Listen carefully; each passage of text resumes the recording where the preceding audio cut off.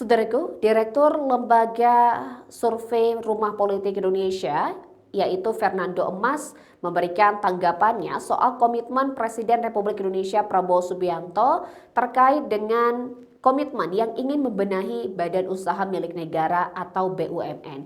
Bahkan Fernando Emas ini menilai bahwa sampai saat ini publik masih menanti bukti nyata dari komitmen yang sudah disampaikan oleh Prabowo Subianto.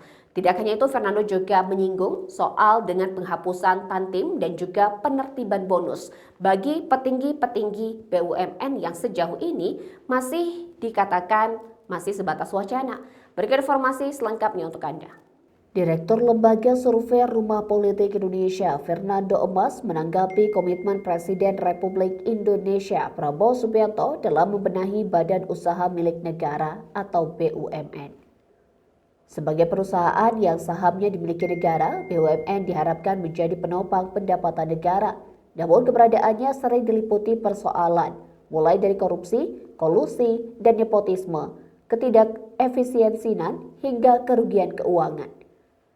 Dalam pidato penyampaian rencana anggaran pendapatan dan belanja negara tahun 2026 pada sidang tahunan MPR RI di Gedung Nusantara Kompleks Parlemen Senayan Jakarta pada Jumat 15 Agustus 2025, Prabowo menegaskan komitmennya melakukan pembenahan.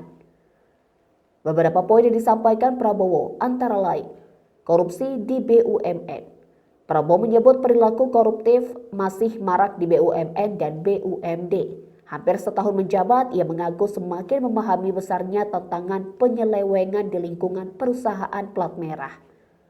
Ia mengklaim pemerintah berhasil menyelamatkan 300 triliun dari anggaran yang rawan diselewengkan. Tata kelola tidak efisien. Prabowo menyoroti jumlah komisaris BUMN yang berlebihan dan pemberian Tantim tidak wajar.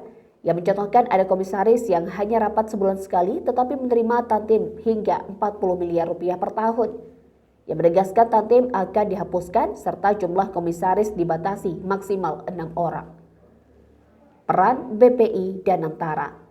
Prabowo menugaskan Badan Pengelola Investasi Daya Anagata Nusantara atau BPI dan Antara untuk membereskan tata kelola BUMN agar lebih efisien dan menguntungkan negara. Kontrol distribusi pangan. Presiden mengumumkan usaha penggilingan beras skala besar harus mendapat izin khusus atau dikelola BUMN atau BUMD. Hal ini guna mencegah manipulasi harga pangan yang merugikan rakyat.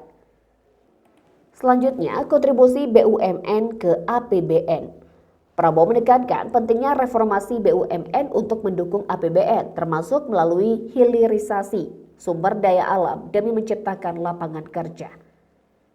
Fernando Emas menilai publik masih menanti bukti nyata dari komitmen Prabowo. Ia menyebut meski Presiden menegaskan jumlah komisaris ideal hanya 4 atau 5 orang, faktanya masih ada BUMN yang memiliki lebih dari 6 komisaris, bahkan sebagian diisi oleh orang dekat lingkungan Prabowo.